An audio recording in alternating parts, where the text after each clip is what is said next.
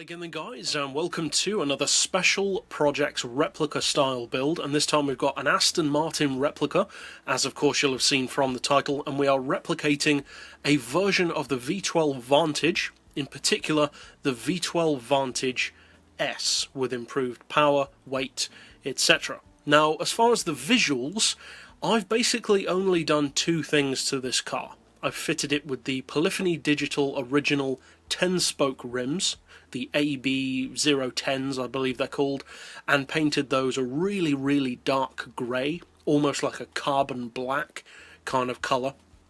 And as far as the body, well, obviously you've got a number of options, but I've painted it, as you can see, kind of a candy coat yellowish, kind of almost but not quite caramel colour, and that's called Giallo Corona, which comes from the Lamborghini Diablo GT, if you'd like to use that colour. I personally love the colour. I use it on quite a few of my more luxurious premium models. So overall, that's pretty much it for the visuals. I've done no body upgrades at all, no flat floor, nothing like that.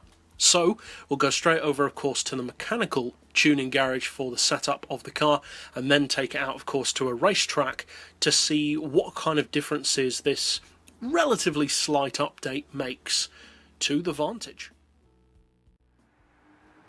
Now, this particular build is one of those builds which unfortunately doesn't quite round off in terms of PP to 535 or 540.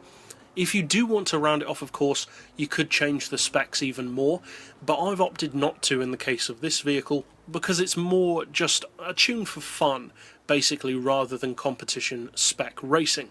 So I've gone for sport softs, as I often do with production replicas. Again, like with the tyres, I've left the brakes stock so that they don't feel too good. For the suspension, we've got the ride height on 100, front and rear, springs on 650 and 7. The dampers and anti-roll I've left on 3, as you can see. We're running neutral camber and tow, because you really don't need it on this car, it already handles extremely well. According to the specs that I could find, the car seems to use the same gearbox, if not very close to the same gearbox, as the normal V12 Vantage, so I've opted to leave that stock.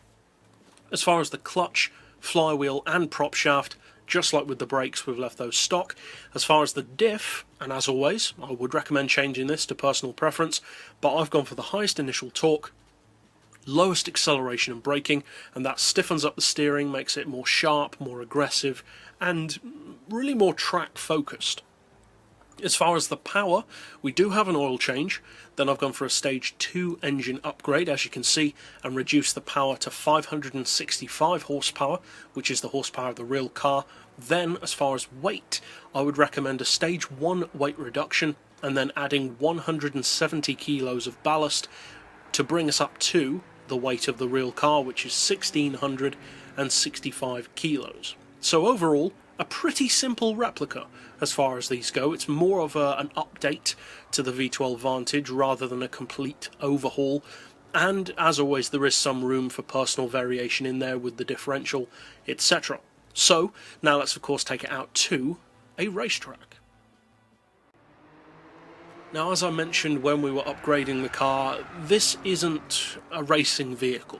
You can use it for racing, of course. You could round it off to 530, 536, 540, etc. Or you could go even higher if you fit the parts and then reduce the power, while still keeping it pretty much a replica.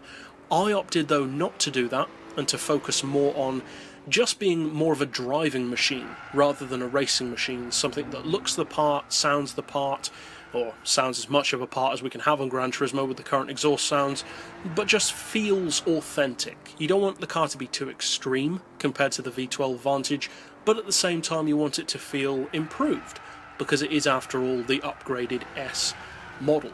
So overall, if you do decide to use this replica, obviously I hope you find it fun and potentially competitive as well. And if you'd like to keep up with other builds like this in the future, be sure to hit subscribe down below for those. But for now, as always, thanks for watching.